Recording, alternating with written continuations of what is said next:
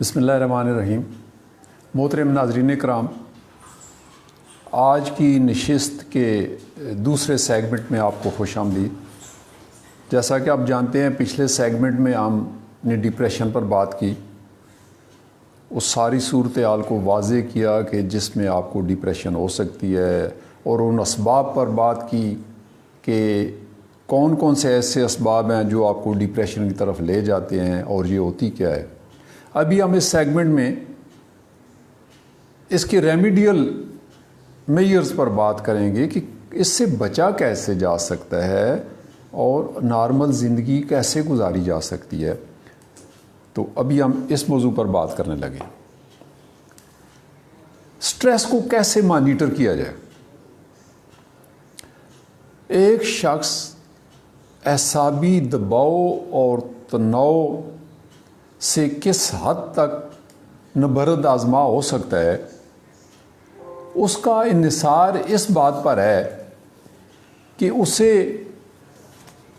کس حد تک سماجی اور معاشرتی حوصلہ افزائی ملتی ہے، اس کو کتنی سپورٹ ملتی ہے۔ یہ بات نہایت اہم ہے۔ دیکھیں، ایسا معاشرہ جہاں تنہا زندگی گزارنے کی بجائے لوگ مل جل کر رہتے ہیں، ایک دوسرے کے دکھ درد میں شریک ہوتے ہیں، ایک دوسرے کا خیال رکھتے ہیں، وہاں ایسے افراد دوسروں کی نسبت سٹریس سے بہتر طور پر نبرد آزما ہوتے ہیں۔ مثال کے طور پر ویسٹرن لائف سٹائل اپنانے کا مطلب ہے کہ آپ اپنی فیملی اور جگری دوستوں سے دور ہو رہے ہیں، آپ اپنی جڑوں سے کٹ رہے ہیں۔ دیکھیں نا، آج کل یہ جو اپنا آپ کا سوشل میڈیا ہے، موبائل ہیں، آپ نے دیکھا ہوگا 10 لوگ بیٹھے ہوئے ہیں کمرے میں، 10 نے اپنی اپنی مشینیں لگائی ہوئے ہیں، اپنے اپنے میسج پر جا رہے ہیں۔ 10 لوگ ایک کمرے میں بیٹھے ہونے کے باوجود ایک دوسروں سے جدا ہیں۔ اسپتالوں میں، کلینکس میں آپ دیکھیں، ویٹنگ روم میں لوگ بیٹھے ہوئے ہیں، 50 لوگ بیٹھے ہوئے ہیں تو 50 کے پاس اپنی اپنی مشینیں۔ کوئی کسی ساتھ والے سے نہ سلام دعا کرتا ہے نہ کچھ، اپنا لگا ہوا ہے۔ یعنی آپ لوگوں کے درمیان بھی تنہا ہیں۔ تو تحقیقات کی روشنی میں جو نتائج سامنے آئے ہیں، ان کے مطابق ان سوشل لائف اور تنہائی کی زندگی بذات خود اعصابی دباؤ ہے۔ ہر وقت آپ نے ٹی وی آن کیا ہوا ہے، ہر وقت سوشل میڈیا پر دیکھ رہے ہیں، میسج دے رہے ہیں، لیکن ہیں تنہا۔ تو ایک تو یہ بات ہے، اس پر غور کرنا ہوگا، اس سے بچنا ہے ہم نے۔ میں نے کہا نا، ہم ریمیڈیل میئرز پر بات کر رہے ہیں کہ سٹریس سے جان کیسے چھڑائی جائے۔ آپ کے ارد و پیش جو بندے ہیں ان کا بھی کوئی حال پوچھ لیں۔ آپ 2 دفعہ حال پوچھیں گے تو 1 دفعہ کوئی آپ کا بھی پوچھ لے گا۔ ہمیں سٹیپ فارورڈ ہونا پڑے گا، ہمیں خود اپنی ذات کے خول سے باہر نکلنا ہوگا، تبھی ہمیں توقع کریں گے نا۔ یا ہم اسی انتظار میں ہیں کہ 10 بندے خود آ کر پہلے ہمیں پوچھیں اور پھر ہم ان سے بات کریں گے، تو ایسے تو بات نہیں بنے گی۔ سٹریس سے بچنے کے لیے متوازن غذا کی بھی بڑی اہمیت ہے۔ تازہ پھل، سبزیاں، ریشہ دار غذائیں، فائبرس فوڈ زیادہ استعمال کریں، اور مرغن غذائیں، چکنائی، میدے سے بنی ہوئی مٹھائیاں، instant foods, junk food, beverages, alcohol, cigarette, پان، نشہ، سپاری، یہ چیزیں نہ تو آپ کے جسم کے لیے اچھی ہیں، نہ آپ کے ذہن کے لیے، اور نہ آپ کے جذبات کے لیے۔ کافی، چائے، کولا ڈرنک، جیسے میں نے کہا نا، کوئی 1-2 کپ پینے سے کوئی حرج نہیں، لیکن آپ ان کی لائن ہی نہ لگا دیں۔ تو ایسے مشروبات کا استعمال، ان سے بلڈ پریشر میں زیادتی ہو سکتی ہے، آپ کی پیلپیٹیشن، بے خوابی کا سبب بن سکتے ہیں۔ آگے ہم چلتے ہیں، ریلیکس ہونا سیکھیے، ریلیکس ہو جائیں۔ دیکھیں اعصابی دباؤ چاہے کسی قسم کا بھی ہے، آپ کے باس کا موڈ آف ہے، آپ نے بل ادا نہیں کیے، واپڈا والے انہیں نوٹس بھیج دیا، ہم آپ کا میٹر کاٹ کر لے جائیں گے۔ آپ کے بچے کی کمپارٹمنٹ آ گئی ہے، آپ کے بچے کو داخلہ نہیں مل رہا ہے، کسی مریض نے آپ کے ساتھ مس بیہیو کیا ہے، تو آپ کو ہر ایسی کیفیت سے چھٹکارا حاصل کرنا ہے، اور اس کا ایک حل یہ ہے کہ ریلیکس ہونا سیکھیں۔ اب ریلیکس ہونے کا یہ مطلب نہیں کہ صوفے پر بیٹھ کر آپ نے وہ ٹی وی آن کر لیا، نہیں، ہو سکتا ہے وہاں پر کوئی ایسی فلم چل رہی ہو، ایسی مار کٹائی والی خبریں چل رہی ہوں تو آپ کی ڈپریشن پر مزید اضافہ کر لیں۔ ریلیکس ہونے کا مطلب ہے کہ سارے دن کی پریشانیوں مسائل سے منہ موڑ کر کسی اپنے پسندیدہ شغل میں مصروف ہو جائے، مثلا باغبانی ہے، بہترین مطالعہ ہے، پسندیدہ کھیل ہے، موسیقی ہے، ٹھیک ہے، من پسند دوستوں سے گپ شپ ہے، اوپن ایئر میں باہر نکلیں، کسی پارک میں چلیں، ٹھیک، کسی دریا کی سیر، اور کچھ نہیں تو بالکونی کی چھت پر کھڑے ہو کر بیرونی مناظر ہی دیکھیں، سرسبز درختوں کو دیکھیں، درختوں کے اوپر وہ چہچہاتے پرندوں کو دیکھیں، ٹھیک ہے، تو یہ سب ریلیکس ہونے کے زمرے میں آتا ہے۔ کچھ بھی آپ کر لیں، ریلیکس ہونا سیکھیں۔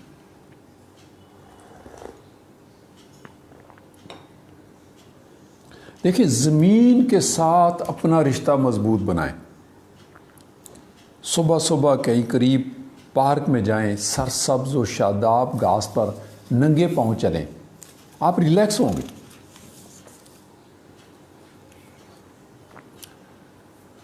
سٹریس سے اور کیسے بچا جا سکتا ہے؟ سٹریس سے بچنے کا ایک طریقہ مثبت سوچ ہے آپ کی، پازیٹیو تھنکنگ۔ دیکھیں ممکن ہے ہم زمانہ، ماحول، ملازمت یا کاروبار کو نہ بدل سکیں، بڑی مجبوریاں ہوتی ہیں، لیکن ہم اپنی سوچ کے دائرے کو تو بدل سکتے ہیں۔ اپنی سوچ کے دائرے کو مناسب رخ دے کر ہر قسم کے تلخ تجربات سے بچا جا سکتا ہے۔ مجھے یاد ہے ہمارے وہاں ادھر کام سیٹ کے ایک بہت بڑے وہاں کے آفیسر تھے، وہ ریٹائر ہو چکے تھے، پی ایچ ڈی پروفیسر تھے۔ تو میں نے ایک بار ان سے پوچھا کہ اگر آپ کو یہی زندگی، ان کی کوئی 75-80 سال عمر تھی، میں نے پوچھا اگر آپ کو یہی زندگی دوبارہ ملے تو کیسے گزارنا پسند کریں گے؟ اب میں بڑے انتظار میں تھا کہ انہوں نے کوئی بڑے فلسفے کی بڑی گہری باتیں کرنی ہے، پڑھا لکھا بندہ ہے۔ تو اس شخص نے 2 لفظوں میں بات ختم کر دی۔ انہوں نے فرمایا اگر مجھے یہی زندگی دوبارہ ملے تو میں غصہ نہیں کروں گا، لڑوں گا نہیں، اور خاموش ہو گئے۔ جی دیکھیں آپ کتنی بڑی لاجک اس میں پوشیدہ ہے، غصہ نہیں کروں گا، لڑوں گا نہیں۔ تو خواتین و حضرات، یہ اتنی بڑی وحشتیں ہیں، اتنی بڑی بیماریاں ہیں کہ آپ کی ذات کو اندر ہی اندر کھائے چلی جاتی ہیں۔ غصہ کہتے ہیں نا کہ دوسروں کی غلطیوں کا خمیازہ خود بھگتنا۔ غلطی دوسروں نے کی، غصہ آپ نے کرنا شروع کر دیا اور جل بھون رہے ہیں آپ۔ دیکھیں ایک بات یاد رکھیے، درد تو برداشت کرنا ہی ہے، درد تو برداشت کرنا ہی ہے، چاہے صبر کا کر لیں یا بے صبری کا، اور بے صبری کا درد بہت خراب کرتا ہے بندے کو۔ لہذا دانشمندی یہی ہے کہ صبر کا درد برداشت کر لیے۔ کہتے ہیں صبر کا پھل میٹھا ہوتا ہے، تو اگر صبر کا پھل میٹھا ہوتا ہے تو بے صبری کا تو میٹھا نہیں ہو سکتا، وہ تو کڑوا ہی ہوگا۔ تو مثبت سوچ، جسے آٹو سجیشن بھی کہا جاتا ہے سائیکالوجی کی زبان میں، اس سے اختیار کرنے سے مسائل کے حل کی نئی سے نئی راہیں کھل سکتی ہیں۔ اپنی سوچ کو مثبت رخ دینے کے لیے اپنے آپ سے بار بار یہ کہتے رہیے کہ ہر لمحہ میں پہلے سے بہتر ہوتا جا رہا ہوں. جی آٹو سجیشن یہ آپ کر کے دیکھیں. یہ آپ کے مزاج پر، آپ کی لائف پر بہت مثبت اثر چھوڑے گی. صبح شام ہر وقت کہیں میں تو پہلے سے بہتر ہو رہا ہوں، اور ہو جائیں گے. دیکھیں 1000 بندے بھی اگر آپ کو گرانے کے لیے منفی سوچ اپنے ذہنوں میں رکھتے ہوں، آپ کو کچھ نہیں ہوگا. لیکن اگر آپ اکیلے اپنی ذات کے بارے میں منفی سوچ رکھ لیں گے، مایوسی رکھ لیں گے، تو آپ گر جائیں گے. لہذا اچھا کیوں نہ سوچا جائے، مثبت کیوں نہ سوچا جائے. تو ناظرین کرام، اگر آپ ڈپریشن سے بچنا چاہتے ہیں، دوسروں کو معاف کرنا سیکھیں. دیکھیں قرآن میں اللہ تعالیٰ نے کتنی بار کہا ہے کہ میں معاف کرنے والا ہوں. تو ہم کیوں نہیں معاف کرتے؟ ہم دل میں یہ بغض اور حسد کی بیماریاں کہاں تک لے کر ان کو. ابو علی سینا نے کہا تھا وہ لوگ جو اپنے زخموں کو روزانہ پانی دیتے ہیں، اپنے غموں اور دکھوں کو، گریوینسز کو روزانہ پانی دیتے ہیں، ان کے زخم ہرے رہتے ہیں. تو پانی دینا چھوڑیے، مٹی ڈالنا سیکھیے، دوسروں کو معاف کریں. آپ معاف کر کے تو دیکھیں، اور نہ صرف میں کہتا ہوں معاف کریں، بلکہ دوسروں کے حق میں دعائے خیر کریں. کر کے دیکھیں. میں نے 20 لوگوں کو یہ کہا، انہوں نے کر کے دیکھا، آج خوش و خرم چل رہے ہیں صرف ایک بات پر کہ بس دوسروں کو معاف کر دیں. اور نہ صرف معاف کریں بلکہ وہ جب بھی یاد آئیں ان کے حق میں دعائے خیر کیجیے. دیکھیے آپ پر قدرت کی طرف سے کتنی نعمتیں ملتی ہیں، کتنی بلیسنگز آتی ہیں آپ کو، آپ پر کیا کیا رستے کھلتے ہیں. ہم پالتے رہتے ہیں غموں کو، دکھوں کو. دیکھیں اگر کوئی آپ کی راہ میں کانٹے رکھ دے تو اس کے جواب میں آپ بھی کانٹے نہ رکھیں. اگر ایسا ہوا تو اللہ کی یہ کائنات کانٹوں سے بھر جائے گی. کانٹے سمیٹنا سیکھیں، بکھیرنا نہیں.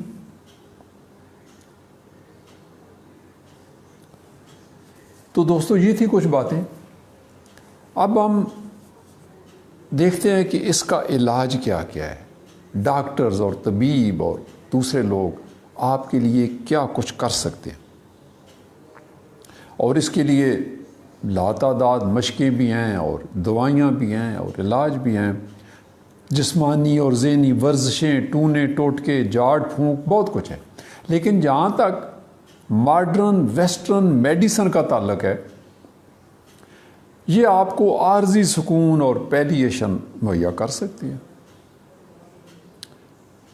مثلا ذہنی امراض کا ڈاکٹر آپ کے لیے اینٹی ڈپریسنٹ دوائیاں لکھے گا، ٹرینکولائزر تجویز کرے گا. لیکن جہاں تک سٹریس اور ڈپریشن کا تعلق ہے،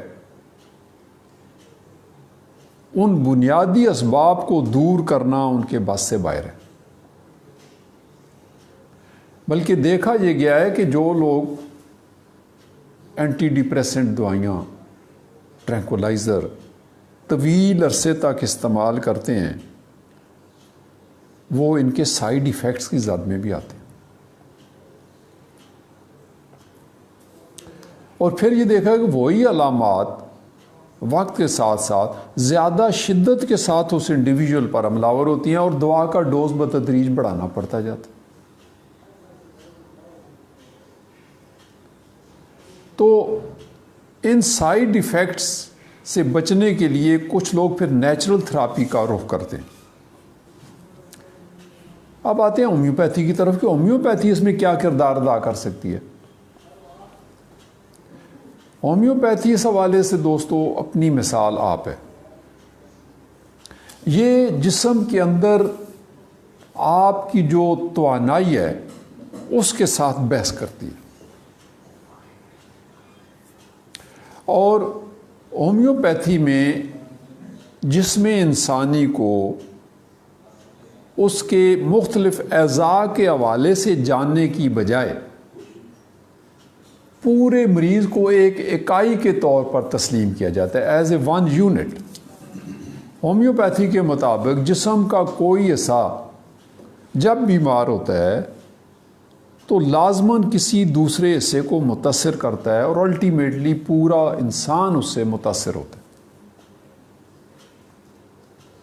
اور ہومیوپیتھی میں نہ صرف جسم کو بلکہ جذبات کو اور ذہن کو بھی پوری اہمیت دی جاتی ہے، تینوں کو فوکس کیا جاتا ہے، اور پھر ان تینوں سطحات پر، تینوں لیولز پر شفا یابی کو ہی مکمل شفا یابی سمجھا جاتا ہے۔ یہ ہے ہومیوپیتھک فلاسفی۔ تو یہی وجہ آپ نے دیکھا ہوگا کہ ہومیوپیتھی میں کوئی الگ الگ اسپیشلسٹ آپ کو نہیں ملتے، ٹھیک ہے نا؟ وہ اس لیے کہ جب بھی جسم کے جس آرگن کا بھی علاج ہوگا، پورے باڈی کو، پورے انسان کو آن بورڈ لیا جائے گا۔ اب ہمارے ہاں جو ہے وہ میں آپ کو بتاؤں کہ کوئی 750 کے قریب دعائیں ہیں جو ڈپریشن کے لیے ہیں۔ اتنی زیادہ دعاؤں کا یہ مطلب بھی ہے کہ دنیا میں اس مرض کے مریض بہت زیادہ تعداد میں، جتنی کوئی مرض زیادہ تعداد میں ہوتی ہے اسی حساب سے اس کی دوائیاں بھی ہومیوپیتھی میں اتنی زیادہ ہوتی ہیں۔ لیکن پھر وہی بات کہ ہر انڈیویجول کے لیے دعا ہوگی، دعا کو جنرلائز نہیں کیا جا سکتا۔ محض ڈپریشن کے نام پہ ہومیوپیتھی کی کوئی اسپیسیفک دعا کا وجود نہیں ہوتا۔ ہاں، اس انڈیویجول کے لیے دعا ہوگی جو ڈپریشن میں ہے۔ یہ میں واضح کر دوں، انڈیویجولائزیشن، انفرادیت کا نظام ہے ہمارے ہاں 10 مریض ڈپریشن کے لائن میں لگے ہوئے ہیں تو کوئی ضروری نہیں کہ 10 کی ایک دعا ہوگی، ہر ایک کے پیچھے اس کی اپنی سٹوری ہے، اس کے مطابق اس کی دعا بنتی ہے۔ اس طرح بائیو کیمیکل ادویات میں بھی ہیں، ہمارے ہاں کالی فاس ہے، نیٹرم میور ہے، نیٹرم سلف ہے، کلکیریا فاس ہے، چند نام میں نے گنوائے ہیں۔ تو تاہم حتمی فیصلہ تو ہے وہ آپ کا ڈاکٹر ہی کرتا ہے۔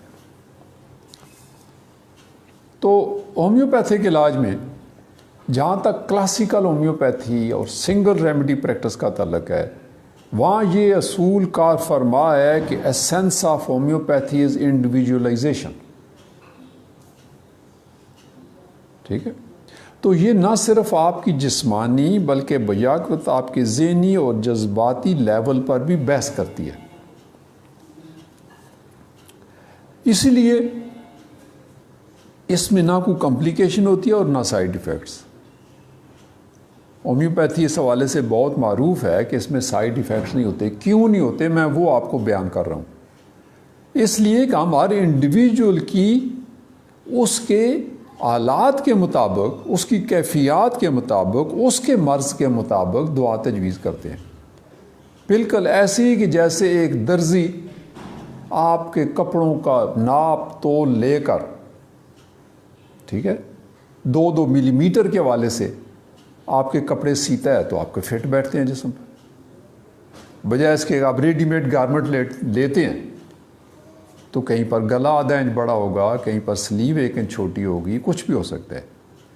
لیکن ٹیلر میڈ سمٹم کہا جاتا ہے۔ جس طرح درزی آپ کی ایک ایک چیز کو ناپ کر کپڑا بناتا ہے، ایک ہومیوپیتھ، ایک کلاسیکل ہومیوپیتھ آپ کی ایک ایک بات کو نوٹ کر کے ایک ایسی دعا کی تلاش کرتا ہے جو آپ کے مرض پر، جو آپ کی ڈپریشن پر فٹ بیٹھتی ہے، دوسرے کی نہیں۔ تو یہاں یہ میں فرق واضح کرنا چاہتا ہوں کہ جنرلائز دوائیاں نہیں ہوتی، انڈیویجول دوائیاں ہوتی ہیں۔ آپ کو ہومیوپیتھک کلینک وزٹ کرنا پڑے گا، اپنی پوری بات، پوری تفصیل بتائیں گے تو آپ کی شفا یابی کے امکانات روشن ہیں۔ یہ ایسی چیز نہیں ہے کہ آپ نے میسج لکھ دیا 4 لائنوں کا اور ادھر سے دعا منگوا لی۔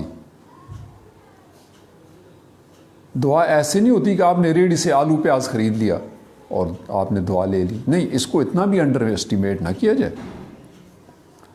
تو سائیکالوجسٹ اور سائیکارٹسٹ کے پاس اگر کوئی جاتا ہے تو وہاں پر کیا ہوتا ہے، لمبی مدت تک کاؤنسلنگ کرائی جاتی ہے، ان کا ایک اپنا سسٹم ہے، عام طور پر اتنی مہنگی ہوتی ہے کہ عام اور مڈل کلاس فیملی اس کے متعمل بھی نہیں ہو سکتے۔ تو کلاسیکل ہومیوپیتھ جیسا میں نے کہا آپ کی پوری ہسٹری لیتا ہے اور پھر آپ کا علاج کرتا ہے۔ اور ایک بات اور کہ جیسے میں نے کہا ہے کہ یہ خاندانی طور پر بھی منتقل ہوتی ہے، موروثیت میں ڈپریشن ملتی ہے۔ ہمارے تجربے میں بات آ گئی کہ دادا کو بھی ایسے تھا اور نانا کو بھی ایسے تھا۔ بہت ساری بیماریاں ہم نے دیکھا ہے کہ موروثی طور پر آگے ٹرانسفر ہوتی چلی جاتی ہیں، اور ہومیوپیتھی یہ دعویٰ کرتی ہے کہ وہ موروثی بیماریوں کا بھی علاج کرتی ہے۔ تو کسی فیملی میں اگر ڈپریشن پائی جاتی ہے تو اس بات کا قوی امکان ہے کہ اگر وہ فیملی اپنا علاج کراتی ہے تو ان کی آئندہ نسل اس سے بچ سکتی ہے، اس کے قوی امکانات ہیں۔ تو سماجی اور معاشی سطح پر ری ایبلیٹیشن میں جتنا مفید کردار ہومیوپیتھی کا ہے، ہماری نظر میں کوئی دوسرا سسٹم آف تھراپیوٹک اس کا مقابلہ نہیں کر سکتا۔ دیکھیں میں آپ کو مثال دیتا ہوں، فرض کریں ایک شخص مارکیٹ میں اس کا کسی سے جھگڑا ہو گیا، مار کٹائی ہو گئی، زخم آئے ہیں اس کو، تو وہ کسی ڈاکٹر کے پاس جاتا ہے، اسے ظاہر ہے اینٹی بائیوٹکس دی جائیں گی، پین کلر دی جائیں گی، کوئی اینٹی انفیکشن کوئی دوا دی جائے گی، اینٹی ٹیٹنس دوا دی جائے گی، ٹھیک ہے اپنی جگہ پہ بالکل صحیح ہے، اس کا زخم ٹھیک ہو جائے۔ لیکن سوال یہ پیدا ہوتا ہے کہ اس شخص کے جذبات جو مجروح ہوئے، جو زخم اس کے جذبات پر لگے، ان کی مرہم پٹی کون کرے گا؟ اس کے لیے کون سی دوا تجویز کریں گے آپ؟ تو ایک ہومیوپیتھ نہ صرف اس کے جسمانی زخموں کی دوا دیتا ہے، بلکہ اس کی روح جو زخمی ہوئی ہے اس کے لیے بھی دوا تجویز کرتا ہے۔ اور یوں وہ شخص دیکھیں نا، اس جھگڑے میں اس کی جو بے عزتی ہوئی ہے، ٹھیک ہے، اس کی جو بے حرمتی ہوئی ہے، اس کا بھی مداوع کرتی ہے ہومیوپیتھی، اور بخوبی کرتی ہے۔ تو ہمارے تجربے میں یہ بات آئی ہے کہ ریپ، ڈاکے، بے عزتی، بے حرمتی کے افسوسناک واقعات میں وکٹم مدتوں ایسے ناپسندیدہ اور خوفناک خیالات سے پیچھا نہیں چھڑا سکتا اور ڈپریشن کا شکار رہتا ہے۔ ہومیوپیتھی علاج ایسے مریضوں کی زندگی میں نئی روح پھونک دیتی ہے۔ ایک ہومیوپیتھ سارے معاملے کو اس گہرائی میں جا کر دیکھتا ہے اور مریض سے پہلا سوال یہی کرتا ہے کہ آپ پر جب ڈپریشن طاری ہوئی تو اس سے پہلے آپ کے ساتھ کیا ہوا تھا؟ اور یوں حالات و اسباب کو سامنے رکھتے ہوئے مناسب اور بالمثل دعا تجویز کی جاتی ہے، اور اس طرح مسئلے کا پائیدار حل تلاش کیا جاتا ہے۔ اور جیسا میں نے عرض کیا نا کہ نزلہ زکام سے لے کر ڈپریشن تک جتنے بھی عوارض ہیں، ان سب کا مقابلہ کرنے کے لیے جس نیوکلیس کی ضرورت ہوتی ہے وہ ہے امیونٹی۔ آپ نے امیونٹی کھو دی تو سب کچھ کھو دیا۔ دیکھیں ایڈز کیا ہے؟ امیونٹی کا ختم ہو جانا۔ کینسر کیا ہے؟ امیونٹی ختم ہو جاتی ہے۔ تو صحت کیا ہے؟ Survival of the fittest. اب میں مختصراً کچھ دعاؤں کا آپ کے سامنے ذکر کرتا ہوں، ہومیوپیتھک دعاؤں کا، جو کہ ہماری اس ڈپریشن میں بہت کارآمد ہوتی ہیں۔ لیکن پھر میں وہی عرض کرتا چلوں کہ یہ دعا آپ کے لیے آپ کا معالج وہاں آپ کلینک میں آپ کے لیے تجویز کرے گا جو وہ مناسب سمجھے گا۔ یہاں بیان کرنے کا یہ بالکل مطلب نہیں کہ کوئی اپنا سیلف میڈیکیشن شروع کر دے۔ آپ کی دلچسپی کے لیے میں ایک دعا ہوتی ہے اورم میٹم اس کو کہتے ہیں، اور وہ سونے سے بنتی ہے۔ دیکھیں سونا کیسی عجیب چیز ہے کہ یہ ڈپریشن بھی کریٹ کرتا ہے۔ تو اس کی مثال یوں ہے کہ جیسے دیکھیں دو میاں بیوی ہیں، بڑی خوش و خرم خوشگوار زندگی بسر کرتے ہیں، ان میں سے اچانک ایک کا انتقال ہو جاتا ہے، اور یوں پیچھے رہ جانے والے کو وہ سوگوار چھوڑ جاتا ہے۔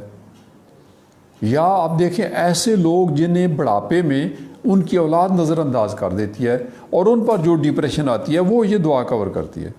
یا ایسے عمر رسیدہ لوگ جنہیں باقی ماندہ زندگی گزارنے کے لیے اولڈ ہاؤسز میں شفٹ کر دیا جاتا ہے، اور جہاں وہ ہر وقت احساس تنہائی کا شکار رہتے ہیں۔ ایسے لوگ جنہوں نے اپنا سب کچھ کاروبار میں لگا دیا اور کاروبار بیٹھ گیا۔ آپ نے دیکھا ہوگا کبھی کبھی جب سٹاک ایکسچینج کریش کرتی ہے تو جن لوگوں نے سارے شیئر اس میں ڈالے ہوتے ہیں وہ اگلے دن زیرو ہو جاتے ہیں اور ڈپریشن میں چلے جاتے ہیں۔ تو یہ وہ لوگ ہوتے ہیں جو یہ دعا ان کو کور کرتی ہے۔ تو اس طرح ایک اور دوائی ہے کاسٹیکم، اس کا نام ہے، بہت بڑی اینٹی ڈپریسو دوائی ہے، اور یہ ایسے لوگ ہوتے ہیں کہ آپ نے دیکھا ہوگا کہ پے در پے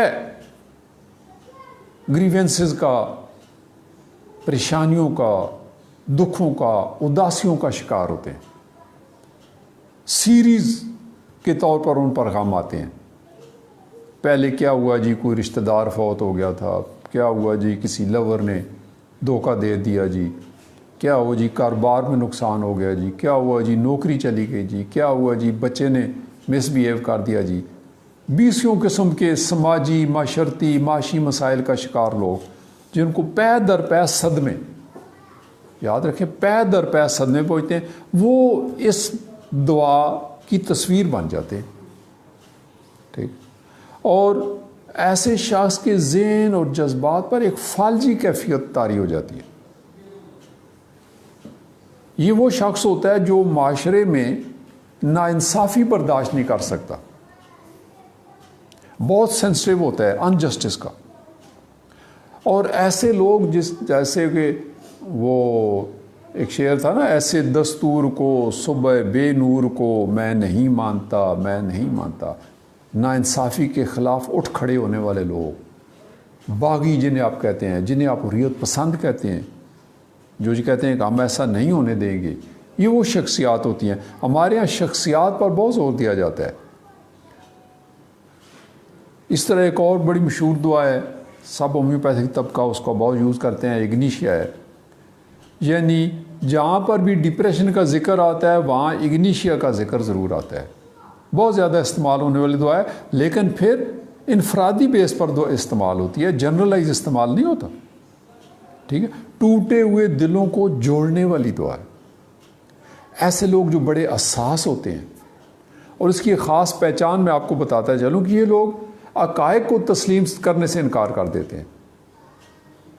جیسے میں نے وہ شروع میں سوزن کوبیسا کی بات بتائی تھی نا آپ کو، آرڈینس والی، اس میں 3 شرطوں میں ایک شرط یہ بھی تو تھی نا، اگر آپ کو یاد ہو، کہ حقائق کو تسلیم کر لینے کا رجحان۔ اس دعا کا ایسنس ہی یہی ہے کہ مریض حقائق کو نہیں تسلیم کرتا، ایسا میرے ساتھ ہی کیوں ہوا، ایسا میرے ساتھ ہی کیوں ہوا۔ جب وہ یعنی اس کی ایسنس اس دعا کی یہ ہے کہ conflict between head and heart, آپ کا دل آپ کے دماغ کی بات کو تسلیم کرنے سے انکاری ہو جاتا ہے، اور آپ کا دماغ آپ کے دل کو یہ بات سمجھا نہیں سکتا کہ یہ حقائق ہے، حقیقت میں ایسا ہو گیا۔ لیکن جیسے یہ ہمارے ہاں جو ہے وہ جن کے یہاں کو فوتگی ہو جاتی ہے تو پھر اس کو اگنیشیا، دیکھیں ہر وہ فیملی جہاں پر فوتگی ہو گیا اگنیشیا نہیں آتی۔ کہیں فوتگی ہوتی ہے، لوگ اسے عزیز و اقارب روتے ہیں، چیختے چلاتے ہیں، تو نیچرل ہے۔ لیکن وہاں گھر کا ایک ایسا فرد ہے جو ایک آنسو بھی نہیں بہاتا، اسے سکتہ ہو جاتا ہے، جو الٹی سیدھی باتیں کرنا شروع کر، وہ اگنیشیا وہاں آئے گی۔ اس شخص نے وہ صدمہ برداشت کرنے کی جو حقیقت ہے اس کو نہیں مانا، تو یہ اس کا کچھ ایسنس ہے۔ اسی طرح یہ کھانے کے نمک سے ہماری دعا بنتی ہے۔ ہماری ہومیوپیتھی کی یہ بھی بڑی خاص بات ہے کہ اس نے بہت ساری نان میڈیسنل، بظاہر نان میڈیسنل سبسٹینس کو پوٹنٹائز کر کے میڈیسنل سبسٹینس میں کنورٹ کر لیا. ایسی واحد مثال ہے ہومیوپیتھی جو ہمیں کہیں اور دیکھنے کو نہیں ملتی. عام کھانے کا نمک ہے تو آپ کھاتے بھی ہیں تو کیا ہوتا ہے, روزمرہ آپ کی غذائی ضرورت ہے. لیکن جب اس کو پوٹنٹائز کیا گیا تو اس کی جو خابیدہ اس میں جو صفات تھیں وہ سامنے آئی. ہومیوپیتھی نے تو یہ جو آپ کی ریت ہے, عام سی ریت جو ہوتی ہے, اس سے بڑی خوبصورت دوائی بنائی ہوئی ہے.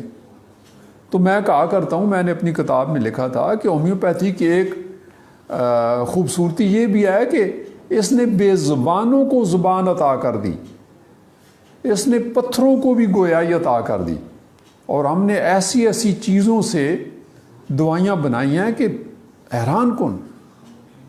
ان جو ریت سڑکوں پر پڑی ہوئی ہے, کیا اس سے بھی کوئی دوائی بن سکتی تھی؟ سونا, چاندی, نمک کھانے کا, ٹھیک ہے, عام درخت جو کہ بظاہر جن میں کچھ بھی نہیں ہوتا, کوئی دوائیہ کیفیت نہیں ہے, لیکن یہ ان میں سے بنائی گئی. تو اسی طرح یہ جو دوائی ہے نیٹرمیور, یہ بھی کھانے کے نمک سے بنائی گئی ہے. تو ایسے لوگ جو بار بار صدمات کا شکار ہوتے ہیں, جیسے ہم نے کاسٹیکم میں بھی کہا تھا, ان میں سے کچھ نیٹرومیور میں بھی چلے جاتے ہیں, اس دوا میں بھی. اور یوں محسوس ہوتا ہے کہ اس شخص کے پاس آنسو بہانے کے لیے کچھ نہیں رہا.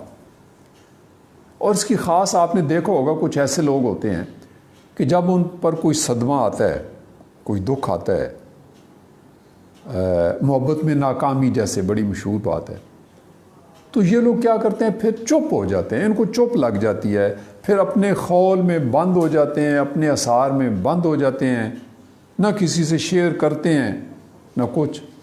تو ایسے لوگوں کے لیے یہ دعا جو ہے اللہ تعالیٰ کی خاص نعمت ہے, اور اس میں ان کو جو ہے بہت فائدہ ہوتا ہے. تو اس طرح اور بھی بہت ساری دوائیاں ہیں. تو دیکھیں, یاد رکھیے, جہاں میں آخر میں آپ سے عرض کرنا چاہوں کہ مرض سے نجات حاصل کرنے کے لیے فیتھ اور بیلیف بنیادی کردار ادا کرتے ہیں. تو بدقسمتی سے یہ جو ٹیکنالوجیکل سوسائٹی آ گئی نا, اس میں فیتھ اور بلیف کو اس نے بڑا نقصان پہنچایا ہے. دیکھیں, اگر مریض کو ڈاکٹر پر اعتماد نہ ہو تو بڑی سے بڑی دعا بے اثر ہو جاتی ہے. تو ہمارا المیہ یہ ہے کہ بعض معاملات میں ہمارے ذہن کی سوئی ایک ہی جگہ پھنس کر رہ جاتی ہے, جبکہ کسی منزل پر پہنچنے کے لیے اگر ہمارے راستے میں کوئی رکاوٹ آ جائے تو ہم مایوس ہو کر بیٹھ جاتے ہیں, حالانکہ وہاں سے دائیں بائیں گزرنے کے بے شمار راستے ہیں. تو دوستو, زندگی ہماری آرزوؤں کا نام نہیں, یہ یہاں مفاہمت کے سوا بقا کا کوئی راستہ نہیں ہے. تو آخر میں آپ سب خواتین و حضرات کا شکریہ ادا کرتا ہوں کہ آپ نے نہایت تحمل اور سکون سے سنا. تو اگر آپ آج کی نشست میں آپ کی ذات میں پازیٹیو تھنکنگ آ جاتی ہے تو میں سمجھوں گا کہ ہماری یہ کاوش ناکام نہیں گئی. اور آخر میں ایک بات, ابھی اس کے بعد ہم تیسرے سیشن میں سوال و جواب پر بھی آئیں گے, ہمارے 3 سیشن ہوتے ہیں. تو یہاں میں ایک بات کروں گا کہ دیکھیں, آنکھ میں آنے والے آنسو کو بہہ جانے دیجئے جی, اور یاد رکھیے جب آنکھ نہیں روتی تو جسم کا کوئی اور عضو رو پڑتا ہے. آپ کا بہت بہت شکریہ.